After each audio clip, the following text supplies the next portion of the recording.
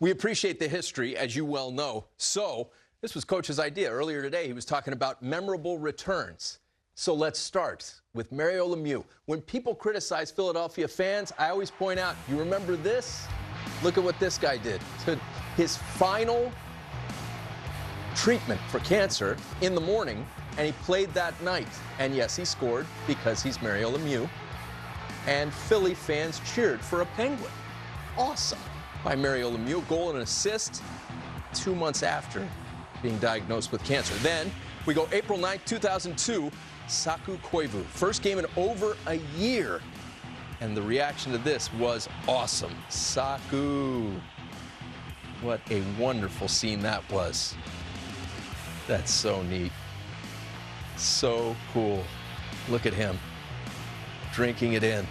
More recently, 2020. Remember when Stammer's team was in the Cup final and he really wasn't up to it, but he decided, I'm going to play, and all he did was score a goal. And this was incredible.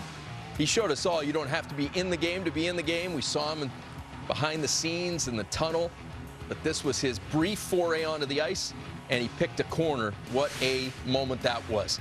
Joe Pavelski cleared to play after suffering a concussion in the first round. What does he do? Makes a huge impact.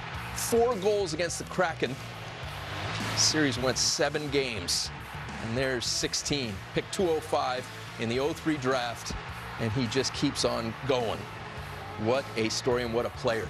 We all love these comeback stories. Seeing Kane tonight, just another chapter along those lines. Coach, you got us in this vein, and I'm so glad we did this. What stands out to you? First of all, the individuals in the game and how much pride I think that hockey players have in accomplishing something special and going through adversity or something that you would expect will end a career, and they're able to return and show how much the game means to them. I think that's pretty evident, all that. And the one thing that I remembered as we were watching all these, and you're going to be excited about this too, I was on the Rangers when Guy Lafleur came out. Oh, my gosh. Yes. And to see... No lid. It was easy to understand why Guy came back. And it's the same thing we talk about over and over and over. The superstars, they love the game and being part of it. Yep. And to me, Guy Lafleur was like a rookie. I was a rookie that year. He was a little kid in a candy store every time he went to the rink. You know, I'd show up at the rink. I thought I was coming to the rink early at 5 o'clock. Guy Lafleur, Brian Leetch and I used to walk in together. And Guy Lafleur was sitting in the stall, dressed with skates on, no jersey, sitting in a stall holding his stick.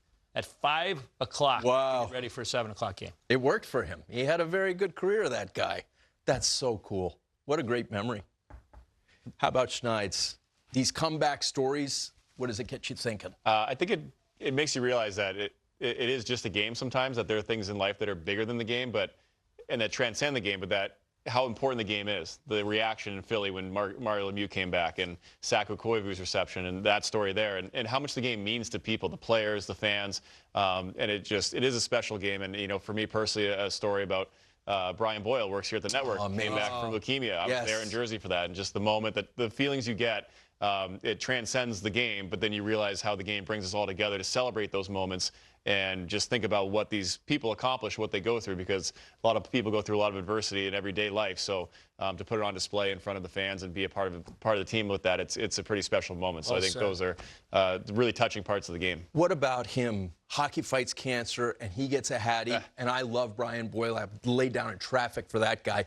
But he was not exactly the most prolific goal scorer, and yet in that circumstance, with all that going on, that's what he did. It was amazing. It is. There's some things you just can't explain. It just happens like that, and it's magical, almost a miracle. Not to say that Brian couldn't score a hat trick, but just that he does it in a hockey fight's cancer that night. And you know, I've known him since college, and just the scare that he went through, and his family went through that year, and to see him on the ice performing at that level, it just made you believe in things that you didn't think you could believe in. So it was a really touching moment.